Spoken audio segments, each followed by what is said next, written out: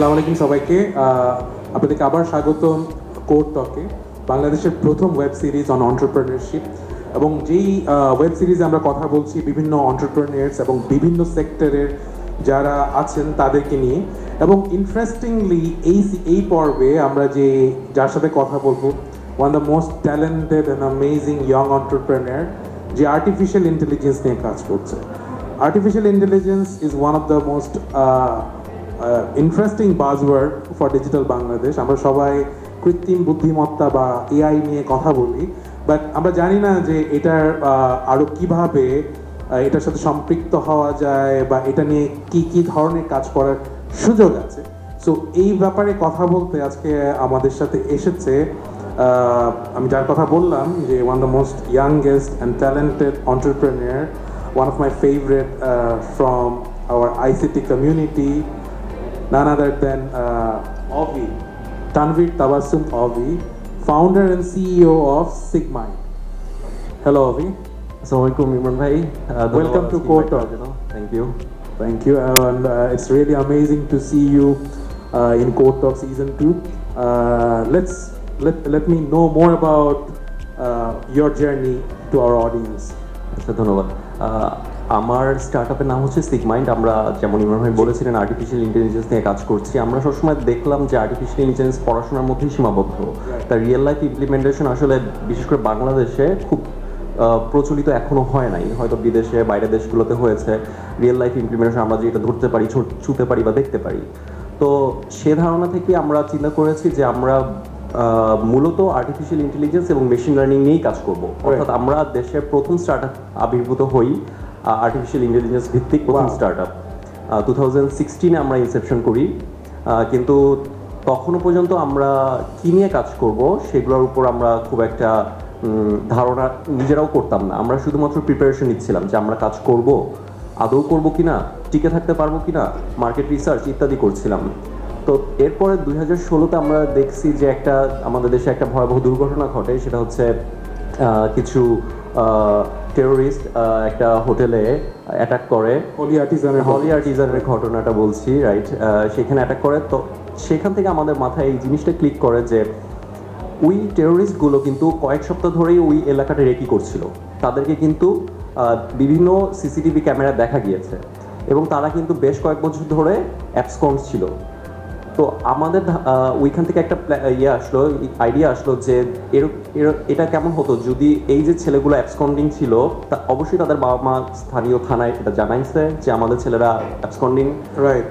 তো তখন ওই ক্যামেরাগুলোর সামনে যখন এই ফেসটা অ্যাপেয়ার্ড হয়েছে, তখন যদি সাথে সাথে নিয়ার বাই থানায় নোটিফিকেশন চলে যেত যে অমুক অ্যাপেয়ার্ড, এত নম্বর ক্যামেরায়, লোকেশন এত, এইটা, তো তাহলে এইসব ক্ষেত্রে এই ধরনের ক্রাইমগুলো প্রিভেন্ট করা খুব সহজ হতো।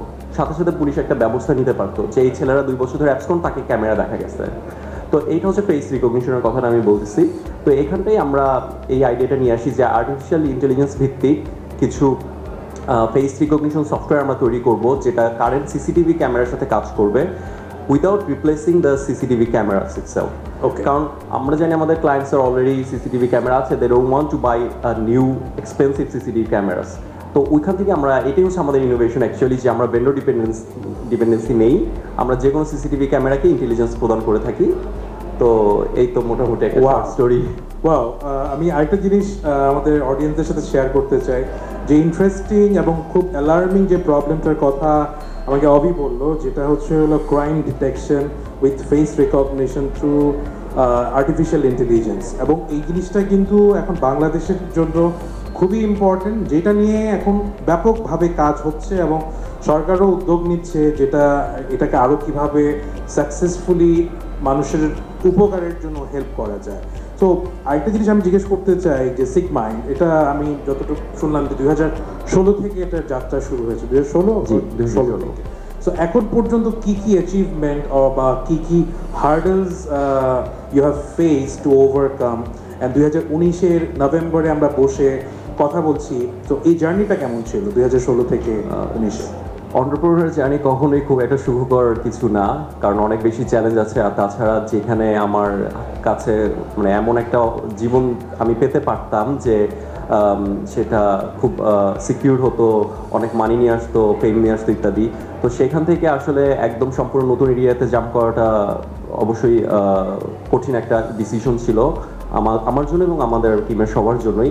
ফ্যামিলি প্রেশারও ছিল একটা। আলহামদুলিল্লাহ আমার এই দিক দিয়ে আমি খুবই ভাগ্যবান যে আমার কোনো ফ্যামিলি প্রেশার নাই, বরং আমার মা সবসময় আমাকে এনকারেজ করছে do whatever you want. এটা যদি না থাকতো তাহলে অবশ্যই বেশিরভাগ স্টার্ট আপ আমাদের দেশে বা entrepreneur কেন সাকসেস হয় না, কারণ 2-4 বছর করার পরই বাবা মা বলে হয়েছে অনেক, ছাড়ো, এক্স্যাক্টলি। গেট ম্যারিড, গো গেট এ জব। তো এবং এবং যে জিনিসটা আমি যে জন্য জিজ্ঞেস করছিলাম যে social pressure is one of the most challenging thing right now in our country. যে একটা বাবা মার জন্য তার সবচেয়ে বড় কোয়েশ্চেন হচ্ছিল যে আপনার ছেলে বা মেয়ে কী করে। এই কোয়েশ্চেনটা কিন্তু অন্টারপ্রেনার্সদেরকে বারবার শুনতে হয়, যেই জিনিসটা আমরা প্রত্যেকদিন ওভারকাম করার চেষ্টা করি এবং চেষ্টা করেই কিন্তু আজকে আমরা এদিকে, রাইট? এটা খুব মজার এবং একই সাথে দুঃখজনক ব্যাপার যে যখন আমি বলি যে আমি একজন সফটওয়্যার ইঞ্জিনিয়ার অমুক জায়গায় জব করি, তখন সবাই বাহ বাহ বলতেছে। আর যখন আমি বলি যে আমি কোম্পানির মালিক, তখন সেটা আর বলতো ব্যবসা করো, রাইট? তখন আমাকে আর কেউ সফটওয়্যার ইঞ্জিনিয়ার বলে না, বলে ব্যবসা করো, ব্যবসায়ী। সো এনিওয়ে, যে কোশ্চেনটা আপনি করছিলেন, আমরা প্রথমেই আগে আমরা ডিটারমাইন, মানে আমরা আগে যেটা ফোকাস করছি যে আমরা টিকতে পারবো কিনা সে ব্যাপারে।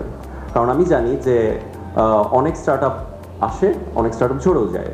তো আমরা আগে এনশিওর করতে চাইছিলাম যে আমরা একসাথে থাকতে পারবো কিনা, একসাথে কাজ করতে পারবো কিনা, সিমিলার মেন্টালিটির কিনা, আমাদের ফাইন্যান্সিয়াল ব্যাকগ্রাউন্ড সেরকম স্ট্রং কিনা, মানে ওইটুক স্ট্রং কিনা যে আমরা নিজের আপাতত চলতে পারবো, ফ্যামিলিকে দেখতে হবে না। কারণ ফ্যামিলির প্রেশারটা যখন মাথায় চলে আসে তখন আসলে স্বপ্ন থাকলেও ইচ্ছা থাকলেও অনেক কিছুই করা হয়ে ওঠে না।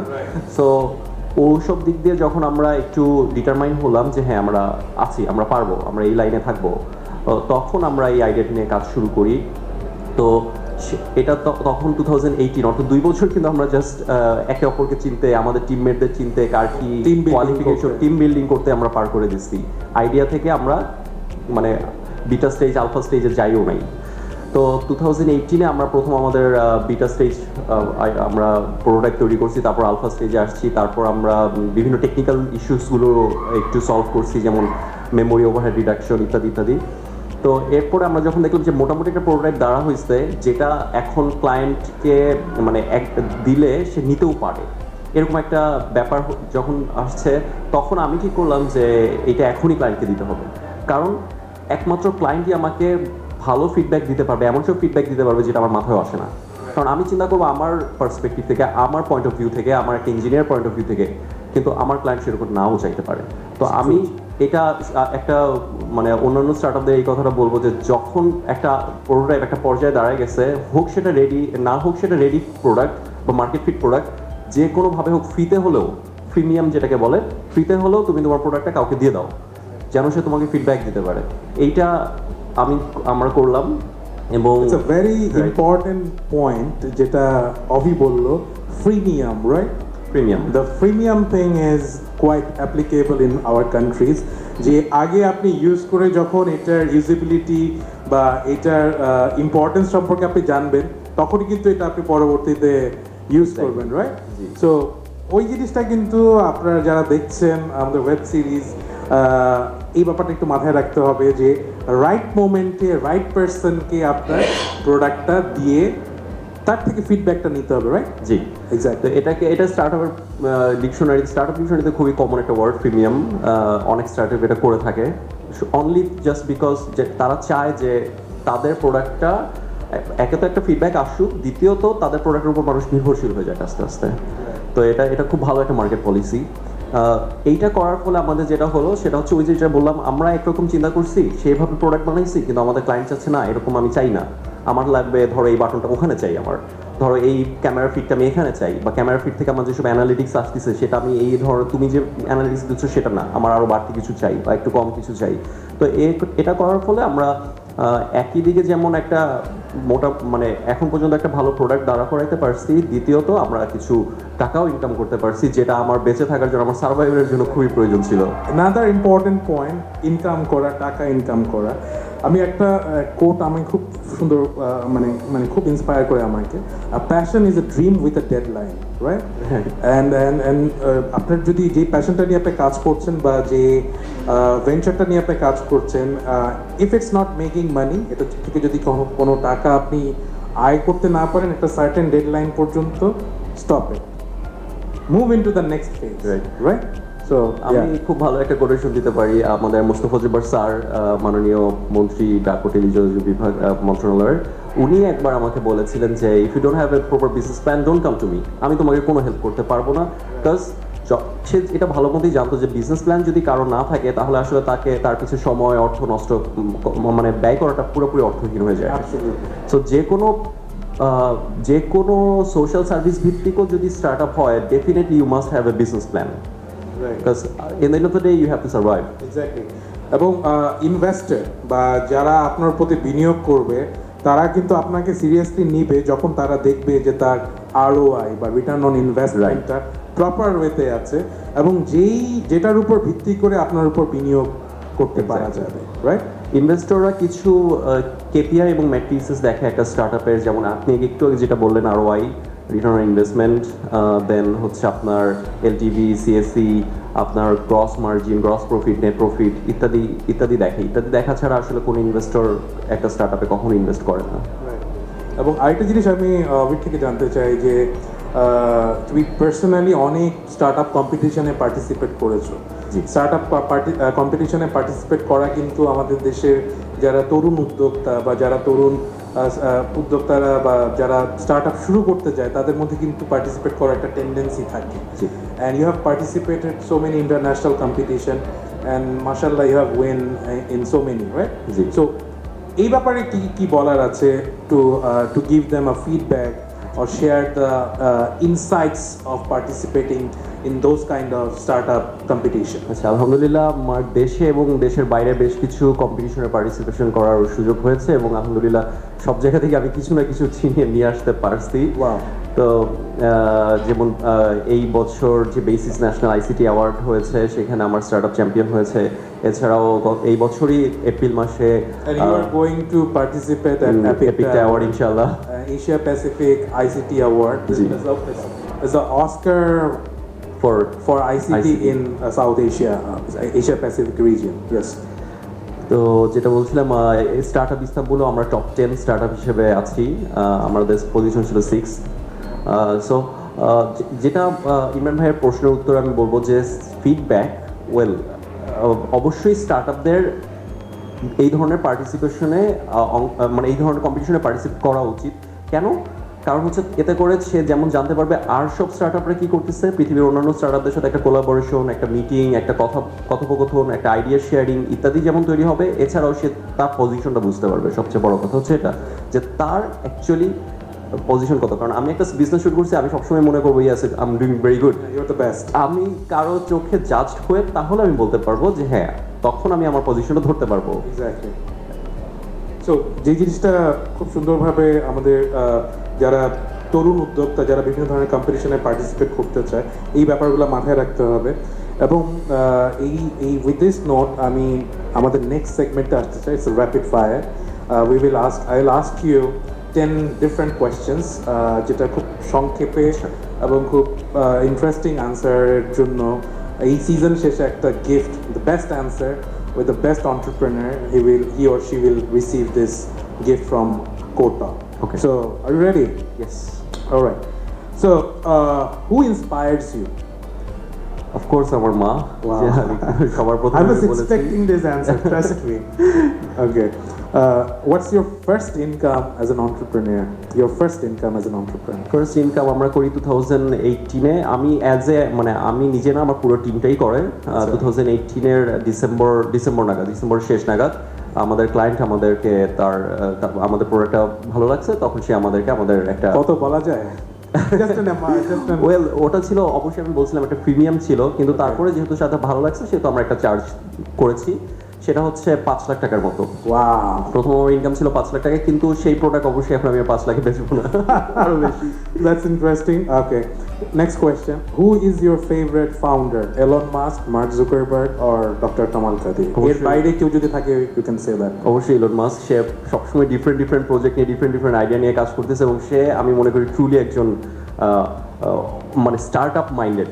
স্টার্টআপ এবং অন্টারপ্রেনারের মধ্যে কিছু তফাৎ আছে, Right. সো আমি মনে করি সে একদম ট্রুলি একজন startup. Right. Your favorite startup in Bangladesh apart from Sigmind? সেবা XYZ, কেননা তারা ডিফারেন্ট প্রজেক্টে ডিফারেন্ট সেবা দিয়ে থাকে। একটা মানে সোর্স অফ ইনকাম একটা না, রেভিনিউ মডেল একটা না, অনেকগুলো। Okay. Your favorite quote on entrepreneurship? If you are not ready, don't come to this life. Okay. Pathao, Uber or Sahaj? Rate 1 to 3.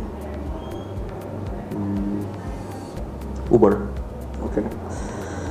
Bikash, Nogod, D-Money or Nexus Pay? Rate 1 to 3, 4. Nexus Pay. Okay. Daraz, eValley, Bagdoom or Picabo? Your favorite e-commerce site? Picabo. Okay. Your favorite place for vacation? এটা একটু tough হয়ে গেছে আমার জন্য কোশ্চেনটা, কারণ হচ্ছে আল্লাহর রহমতে অনেকগুলো দেশেই ইয়ে করছি। তো সবগুলো দেশের মধ্যে আমি যে দেশে গিয়েছি ইউরোপ এবং এশিয়া প্যাসিফিকের মধ্যে যেসব দেশ আমার দেশগুলোর মধ্যে প্রায় 15টা দেশের মধ্যে আমার সবচেয়ে পছন্দ Bhutan. Okay. And your favorite personality? Last question. আমার আমার ফেভারিট পার্সোনালিটি ডেফিনেটলি আমার আম্মা। উনি একজন আউটস্ট্যান্ডিং ম্যাসমারাইজিং একটা পার্সোনালিটি, যে তার সাথে 5 মিনিট কথা বলবে সেই বুঝতে পারবে, সেটা আমার এক্সট্রা করে কিছু বলা লাগবে না। আর না দেখা পার্সোনালিটি অবশ্যই আমার নবীজি সাল্লাল্লাহু আলাইহি সাল্লাম। Thank you for this amazing ভাই answers. ধন্যবাদ আপনাকে আমাকে এখানে It's invite not করার over জন্য। yet. It's not over yet.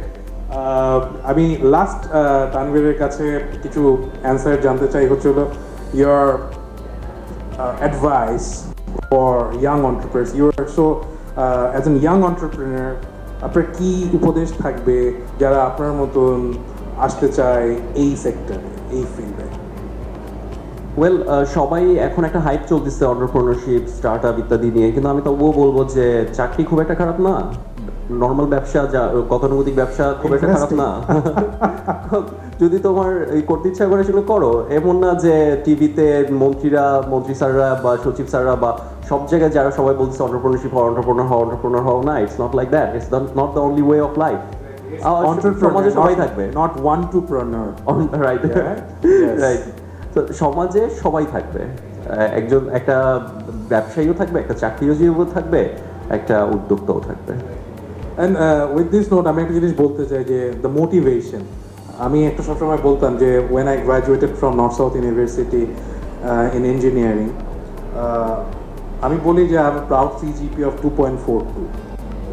তখন আমার নিজেকে প্রমাণ করার দরকার ছিল বা প্রমাণ করার ইচ্ছা ছিল যে CGPA is not a matter to justify or to judge any individual to prove himself or herself, right? Right, of course, CGPA আসলে just একটা number. Exactly, it's just a number. It's just a number যেটা চাকরি পাওয়ার ক্ষেত্রে একটা হ্যাঁ, বড় extra নিয়ামক হতে সুবিধা, পারে, নিয়ামক হতে পারে। to judge you, to treat you or to invite you for an interview call, right? Exactly. So thank you Tanvir for your time. It's amazing talking with you, and I hope inshallah the projects you are going you are running and you are planning to launch pretty soon, it will be a super duper hit. আবারও ধন্যবাদ ইমরান ভাই আমাকে invite করার জন্য, কথা বলার সুযোগ It's an দেওয়ার honor. জন্য। আর অবশ্যই আমার জন্য দোয়া করবেন এবং আপনার দর্শকদেরও বলবেন আমার জন্য দোয়া করতে। Exactly. ধন্যবাদ। And please visit SigMind and check their website for more details, right? Right, if you want to automate your CCTV camera in your home, please call me. Exactly. এখানে একটা মার্কেটিং করে দিলাম আমি। Exactly. The whole idea of this web series is to promote our whole ecosystem. আমাদের মধ্যে একটা জিনিস যেটা দেখতে পাচ্ছি, কেউ কাউকে প্রমোট করে না, so it's my initiative to promote our industry. এটা খুবই So, প্রশংসনীয় উদ্যোগ। Yeah, thank you, Thank you, Tanvir. Murphy. Hope to see you soon. Thank you.